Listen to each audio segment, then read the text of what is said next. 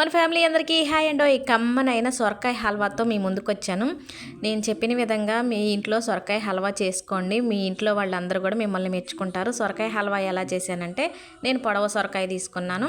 Peel తీసి శుభ్రంగా కడిగేసి, సొరకాయ లోపల విత్తనాలు ఉంటాయి కదా, ఆ విత్తనాలు గుజ్జు తీసి పక్కన పెట్టేసుకోవాలి. హల్వాకి అది పనికిరాదు. ఇక మిగతా సొరకాయని ఇలా తురుముకోవాలి.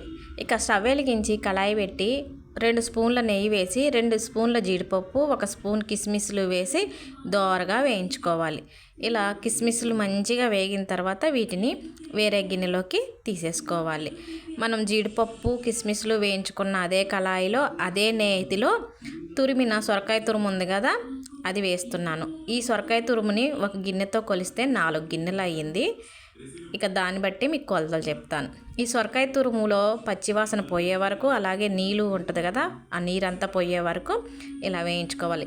సొరకాయ తురుములో నీరు పోయిన తర్వాత నేను ఒక గిన్నెతో తురుము కొలిచానని చెప్పాను కదా, 4 గిన్నెలు తురుమైంది. 1 గిన్నె పాలు పోసి ఇలా పాలు పోసిన తర్వాత సొరకాయ తురుము అలాగే పాలు చాలా చిక్కగా అయ్యి దగ్గర అయ్యేంత వరకు ఇలాగ ఉడికించుకోవాలి. అప్పుడు హల్వా స్మూత్గా ఉంటుంది, టేస్ట్ బాగుంటుంది. సొరకాయ తురుము పాలు చిక్కబడి దగ్గర పడిన తర్వాత 4 గిన్నెల సొరకాయ తురుముకి గిన్నెడు పంచదార వేసుకోండి. నేనైతే తక్కువ వేస్తున్నాను, ఎందుకంటే మా పిల్లలు స్వీట్ ఎక్కువ తినరు, ఇలా తక్కువ వేస్తేనన్నా తింటారని అరగిన్నె మాత్రమే వేశాను.